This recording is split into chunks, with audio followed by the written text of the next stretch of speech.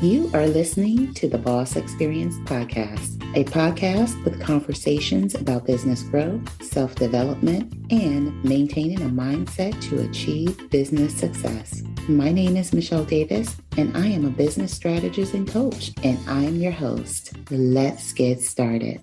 You are listening to the Boss Experience Podcast, a podcast with conversations about business growth, self-development, and maintaining a mindset to achieve business success. My name is Michele Davis, and I am a business strategist and coach, and I am your host. Let's get started.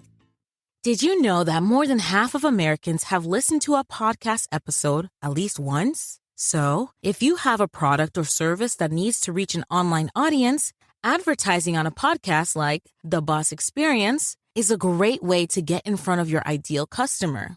When you secure an advertising slot on an episode, The Boss Experience podcast listeners get to hear about your business every time someone tunes into that episode. So what are you waiting for? Visit bit.ly/podcast episode sponsor to get started. Now back to the episode. Welcome to another episode of the Boss Experience Podcast. My name is Michele Davis, and I'm your host. And I'm super excited to be here with Clayton Turner. And how you doing, Clayton? Hey, good. Thanks, Michele, for having me. Clayton, I haven't known him that long, but, I knew it was something amazing about him when I first, the first time I met him, which was officially a couple of months ago at a mastermind. And, Clayton, not only is he a phenomenal cook and salad maker, as we all learned as a group, part of our group cohort, he volunteered to cook for us. And, we got to learn, just what an amazing guy he is. Now, Clayton started off in the military, and he went from military to entrepreneurial success. This season, amazingly, is all about business planning. And Clayton, he's mastered that because he went from being in the Navy to, being able to exit his company. And I'm going to let him share more about that. But when we think about business planning, a lot of us are looking at, how do we launch? And Clayton, he viewed it from a different perspective, which I don't want to just launch. I want to exit. And I don't want to just exit. I want to exit as a millionaire. So I'm going to let Clayton share his story, and share how he got to that point, because he has a lot of knowledge related to acquisitions and, online sales. What is it? 30 million in online sales? For a lot of us, that's unfathomable, because we're thinking wow, that's where we want to be. So how did you make that transition from Navy to entrepreneurship? Yeah, that was I was a stint in corporate America in between there. I came out of the Navy, I just knew I wanted to be in tech. That's all I knew.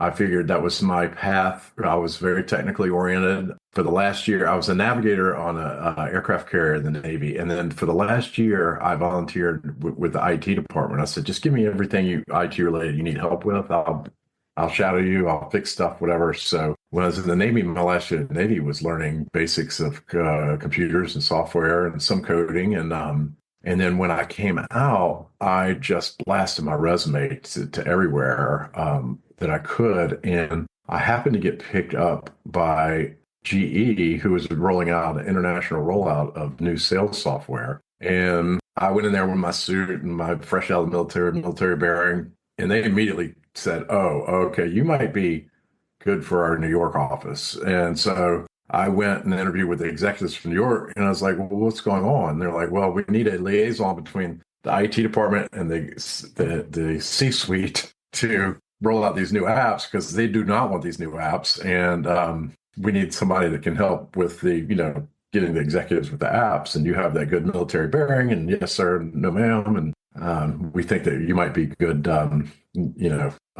liaisons. So I took that job, and I helped with the rollout of these new apps, sales apps for corporate America, and did that twice. And then ended up getting a lot of great experience from seeing how corporate America works, how the game is played there for a couple of years. And then when I was in working for another client, they actually helped me get my entrepreneurial start by basically asking me if I had 4 other developers that I could give them on billable. And I basically helped them. I found 4 people that could be billable for them. And I ended up hiring those people and then farming them out to my clients. So one day I was sitting at a stop sign. I was like, at a stoplight, and thought I was in a rush. And then I was sitting there calculating. I was like, shoot, I got 4 people on billable right now. I'm making $50 an hour. I'm making $200 an hour right now. So that means like for every minute I'm sitting at this red light, I'm making like $10 a minute or whatever. It's like, I'm not rushed. I'm okay. Wow, this is pretty cool. That was my first entree into, okay, so if you get people to do stuff for you and you figure out the solution, you find the need, and then you figure out the solution, then you can actually be a conduit for helping, as Hormozy says, helping rich people solve problems. And that was my first insight to that. And I was like, okay, I can help rich people solve problems. I'm tech and I know people. I can do this, and I can negotiate. I can do the sales side, and I can motivate the team to deliver what the client needs. That's how I started this whole entrepreneurial journey. So I did the agency work for a while, basically a staffing agency, an IT agency, integration agency, and then got into marketing. And once I got into marketing, started figuring out how to drive traffic to these companies' websites, and I started taking on smaller businesses, SMBs. And once I figured out how to drive traffic and rank these companies, and basically that was the huge eye opener, transformative experience. Like these, and back then, remember, as there was no, it was SEO was the leading nominant. You wanted to be number 1, 2, or 3 in your organic search results. So I was able to make some of these companies go from page 2 to position 1, 2, or 3 within a month or two. And that was a game changer. That was my eye opener to go, okay, if you can drive traffic, you can drive results, and you can get a company ranked or a product ranked, that's where the real money is. So I started doing the agency work for a while. And one of my clients, who owned Contractor Training Center, came to me one day and he said, you know this company, you know all of my products because I wrote all of his product page ads and descriptions and rankings. He said, you know all of my products, you know all of my courses and bundles and everything that I'm selling. He goes, why don't you just buy this from me and take it up and just do your thing with the internet? And I thought about it. I was like, you know what? I could do that. I couldn't. I said, I'd only be able to pay you $5,000 a month. I mean, I couldn't pay. I don't have like hundreds of thousands of cash. He goes, okay, I'll take that. I was like, all right. We pretty much signed a napkin. Then I owned Contractor Training Center. So immediately part-time started funneling all my resources to that. I hired a course developer, came down to Florida, and I was trying to move to Fort Lauderdale, and then I kept finding people in Tampa, and I found a course developer in Tampa, and started adding more products to Contractor Training Center. So instead of having just a handful of training products that we could sell, now I wanted to exponentially amp that up, and that's what I did. I basically took all the courses that we could possibly write and hired a couple of course developers, and we created a ton of different courses for contractors around the country. And it was one of the first big Shopify stores, I think, and Shopify Plus Pro plan, whatever. And before I know it, we were having $8,000, $10,000, $12,000 days. And that was like mind altering to me. I was like, wow, what in the world? I didn't even talk to these people on the phone. There was no sales involved. They did a search. They found my landing page. I found my product page. They went and they checked out and they bought the products on their own. That was another transformative experience for me. And I was like, so if you build it correctly and you do it right and your reviews are good, then people will trust you enough to come buy your product. So I went to Vegas. I went to some internet marketing weekends. I spent a lot of nights and weekends learning as much as I can about like driving traffic and product pages in Shopify and apps that could help upsell. And then learning about email marketing, pre-sale, post-sale, like learning all the different ways you can monetize and create more sales just by having that traffic. You have that traffic and you have the client, then that's everything. And you get the email address, then you really kind of own that customer. Now, what you do with it is you give them some value and give them something they want and need. And next thing you know, we were doing $1 million a year. And I was stunned, but I was like, no, we still haven't made it yet. And then we were growing at 50% each year over year. Then it was 2 million, then it was 3 million. And I was like, yeah, we're not there yet. We're not there yet. And then I think it was year 4 or 5, I was at 5 million a year. And I was like, okay, all right, we're there. I've made it. I can relax.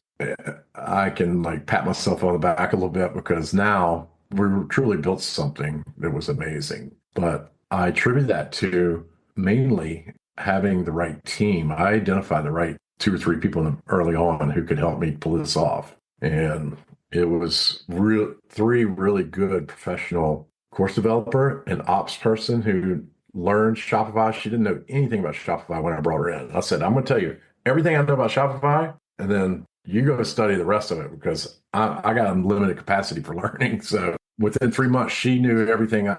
She was teaching me Shopify. And that key hire, those 2 key hires were what helped me propel Contractor Training Center into the stratosphere. So I hear a lot of great nuggets, and I hope everyone's, listening to Clayton. So there's a few things. You're phenomenal at relationships because you understood that, relationships are reciprocated. There's give and there's take, and people could look at you and they could say, how to close, you know how to interact, or how to engage with people. And then I heard you talk about a lot about not having it perfect because we hear like, making 30 million in sales. Surely he had everything perfect, but no, you didn't. You fully immersed yourself in whatever it is you wanted to learn or knew you needed to learn to be successful. And you didn't have all your ducks in a row, but you knew how to look at what you were doing and make adjustments along the way. What are some key mistakes that you see people making? Because, we're part of some of the same Facebook groups and, we interact in this SaaS space, software as a service space, and the entrepreneur space. What are some key mistakes that you see entrepreneurs making right now that's preventing them from actually being able to scale and grow their business? Hey, it's Michele Davis here, host of the Boss Experience podcast, and I have an important message for coaches, consultants, and freelancers that want to increase revenue in their business with a high-ticket service offer. What if I told you there is a way for you to create the framework for your profitable coaching business in a day instead of waiting 3 months, 6 months, or even a year? Get the mentorship you need and receive step-by-step guidance to create a marketing strategy specifically for your business. You can with CEO Blueprint Academy. CEO Blueprint Academy is a one-day intensive coaching session that is personalized and unique to your business and your skill level, so you can get results at a pace and through an experience that is uniquely designed for you. So if you're ready to get started, visit CEOBlueprintAcademy.com and apply today. Now back to the episode. A lot of them are getting ready to get ready, and they're afraid to make a move. They're afraid to make an investment. They're afraid to make a test launch. I mean, everything that we launched, you want your product page to be almost perfect. You want in our case, training delivery system to be almost perfect, if not perfect. But a lot of entrepreneurs, even the ones that are successful to build a $1, $2, $3, $4 million business, a lot of them get stuck and they're like, well, I don't know about going to a new CRM, or I don't know about running ads or investing in marketing. And we already get word of mouth traffic. And, we tried digital marketing before it failed. And for people launching something new or going after new clients, if you're just starting out, it's working basically for free to prove that you know what you're doing, that you can deliver something for somebody, and not having to charge max retail price for somebody to get started. You need 5 good clients to give you a good reference to get started, and work for them for free when you're just starting out and helping them out. And I see that as on the people that are starting out are the ones who think that they can come out of the gate charging max retail price for their services. And you can't until you have some social proof and some clients that are happy. You go make 5 people very happy, you basically work for free, then you'll find out what you're doing right and wrong by working for those people for free for a month or 2 or 3. But you got to do that. You got to put that in the beginning. You got to put in that sweat equity in the beginning and not pay yourself. You're not going to get paid when you're just starting out. And then when you have started out, let's say a lot of people, and they've hit a certain milestone of success, they kind of stop. They're like, oh, okay, all right, I'm making some good money, but this technology scares me. I don't know about migrating from this system to that system or a new CRM or what is chatbot, what is auto scheduling, I don't know how to hire a VA. Like entrepreneurs doing several million a year get stuck with those questions right there. They won't get out of their comfort zone and push it to the next level and automate their systems, automate their marketing, automate their scheduling. They get stuck. They're scared of transitioning, or somebody in their office is. And that's also what I see a lot. The entrepreneur might be okay with it, but his office manager, who may be 60 years old, does not want to go to a new system. I see that a lot. And they're controlled by their office manager who is reluctant to take on new technology. So that's the ones that have already made it. I see those people as reticent to change and not open to new ways of doing the things they're already doing that they know are antiquated. And it just blows my mind because I'm an automation freak and I love IT. I love making softwares talk to each other. And I love to learn it from the standpoint of, okay, I read it, I see it, I hear it, and then I get it off to my team and I say, hey, they say they can make this happen. Can y'all please do that? And let's do it and let's test it. So many entrepreneurs are just afraid to like make change. And that blows my mind too, because the people that get a modicum of this success, they get to a certain level, and it may be one or two or 3-4 million a year. They'll stop innovating. They'll stop growing. They'll just like, okay, we got it now. Here's our formula. It's fine. Yeah, it takes 3 steps to get our customers to the door, and then we have no follow-up sequence, and we have no reach out for reviews. Well, guess what? You're just waiting for a competitor to come up and just chop you up, and then like excel you in the ratings, excel you on Google Maps, beat you in SEO, beat you in ads. Like you're just so vulnerable when you don't continue to automate and evolve with the technology and with AI, the way AI is doing sales, marketing, and lead generation now. It's just amazing. You can be a small startup now. Now is a better time than ever to be a small startup because you can use all the tools that are available, including high level and all the other tools that integrate with it. You could start up now and look like a bigger company and work so much more efficient than you could ever before. So it's actually a really exciting time for startups. Absolutely. I see a lot of entrepreneurs on the internet, right? And, I've seen them kind of show up, but like what is their business without them, their face?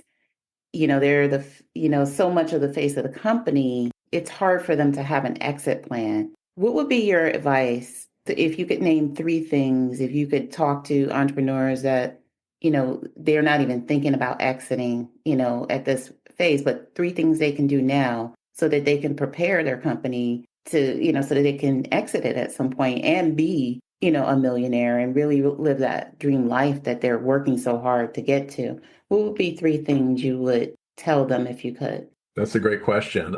So you really want to start a business with the exit in mind because do you know that most of the small businesses that are started today don't end up selling or passing down to their kids? They mostly end up just like turning off the keys, competitor, or turning over the business to a competitor. And I've seen it happen many times. And I help entrepreneurs prepare for exits. And I've done a lot of deals in helping entrepreneurs exit their business for a higher multiple than they ever thought possible. But there's a few things that you have to do, like you need to really, it's better if you start in the beginning with exit in mind, but you can also, a year or 2 before you exit, you can start doing some things that'll give you, number one, a bigger multiple for your exit and give you more freedom and ability to like choose how you exit, what it looks like. And the number one thing is if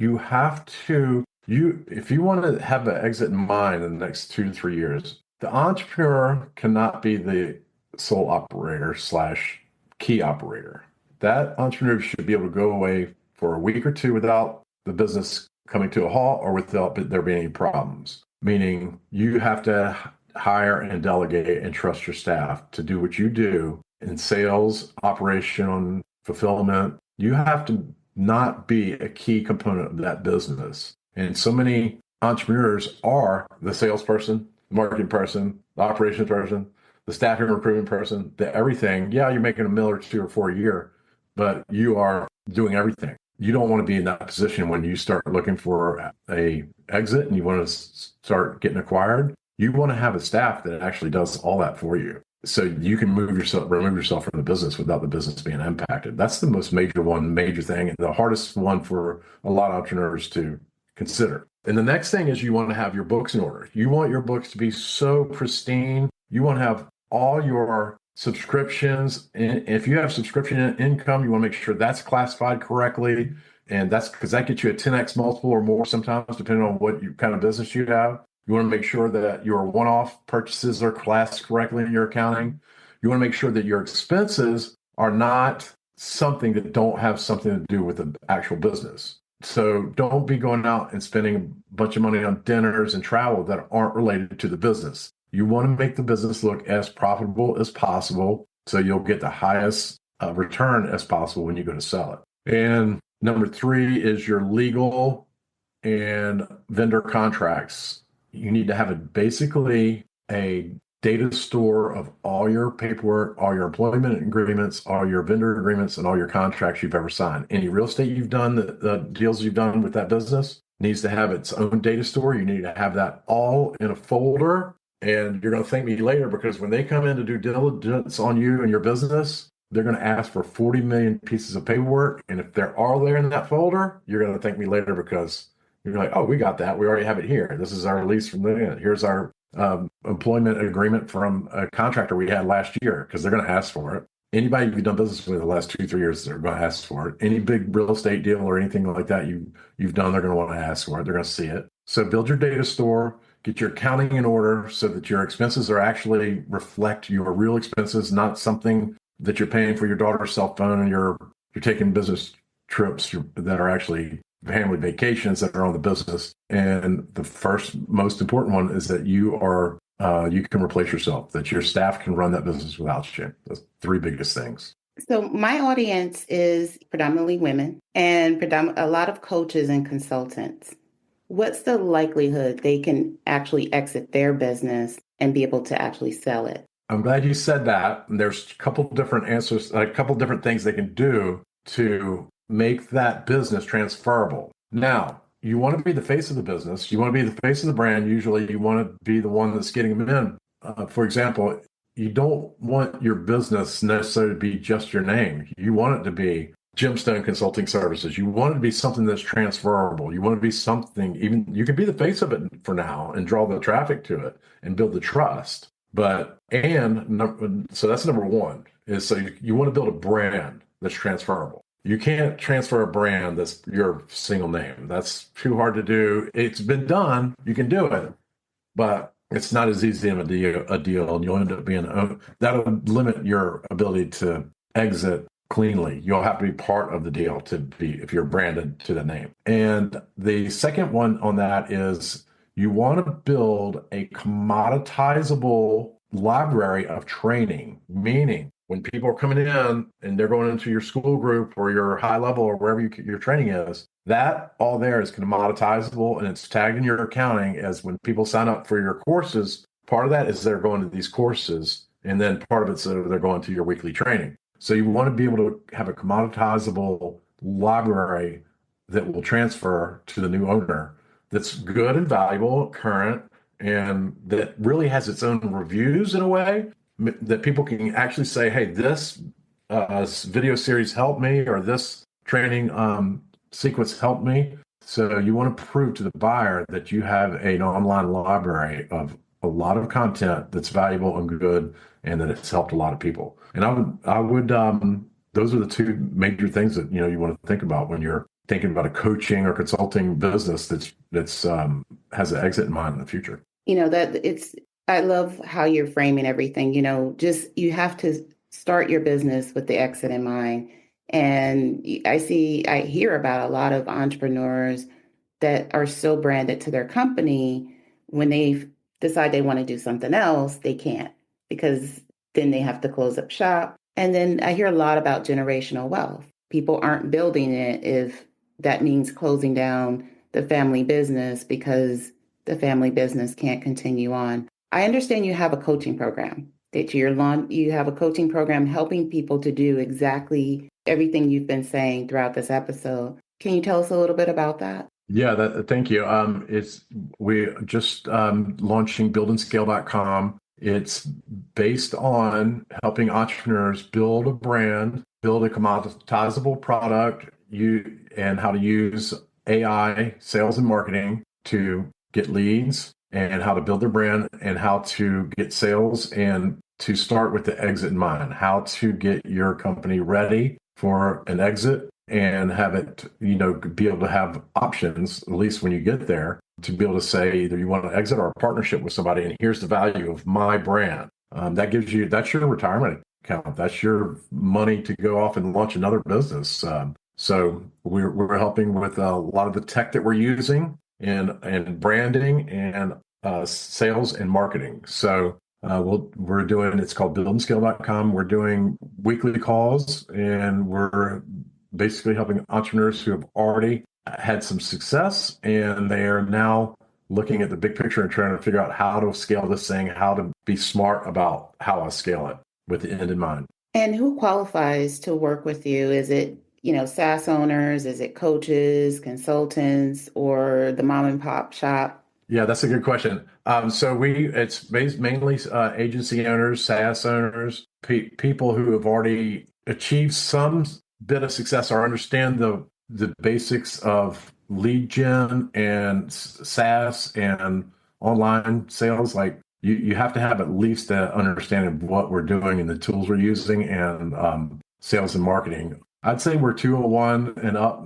There's not many 101s in our group because we talk about so many things that like cool, advanced, workable tools that will actually take you from point Y to Z, but not X to Z, so you already have to have a bit of momentum when you come into us. That's our biggest thing that we can do is help you scale what you've already got going. In closing, when you think about the boss experience, what's a simple thought that comes to mind?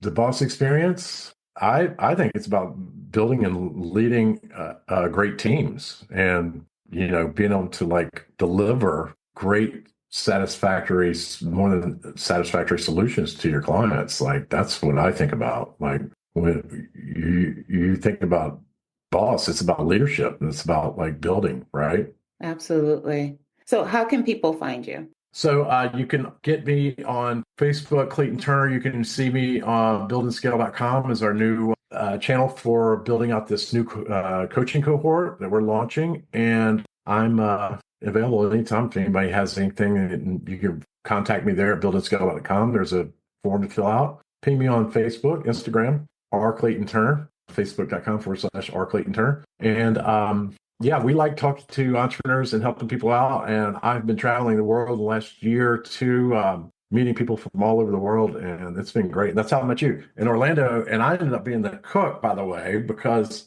I was the first one to bed and the first one up in the morning. So That's probably the Navy in you, probably, right? yeah. We were all Yeah. sleeping in. It was about, how many of us it was about what, 15 of us there? Yeah. Yeah. So Yeah. I'd be going to the store at 6 a.m, then cooking 6:30, and then I'd go into lunch, and then and yeah, we were always hungry anyway. So I was like, well, I'll just start cooking. But it was a good weekend, and that's another example of like get out and meet people, other entrepreneurs, and exchange. I tell some of my other people in my groups, I'm like, you got to go out and meet people. You got to go out and see how they do things and talk to other people and get in their network. And it's all about building your network and your, the leads and everything else will follow. But I enjoyed meeting you and I appreciate you having me on. Thank you. I want to thank you so much for bringing your expertise to my audience and giving them a different perspective because everything is, not about how to hustle harder. It's about how to build smarter. Build And I smart. think you definitely, gave them a lot to think about. And I definitely think you gave them a lot to consider and to really take back to their business and really evaluate what is it that they're really and truly building. So I appreciate your time. I appreciate your expertise. I'm so happy, I got to meet you and be able to bring you, here on the podcast to deliver some amazing value. And with that being said, that concludes this episode of the Boss Experience Podcast. Thanks for tuning in, and I can't wait for you to tune in next week for another episode. Thank you, and be well. Thank you for tuning in to the Boss Experience podcast. Don't forget to leave a review for this episode and tune in next time. Thank you for tuning in to the Boss Experience podcast. Don't forget to leave a review for this episode and tune in next time.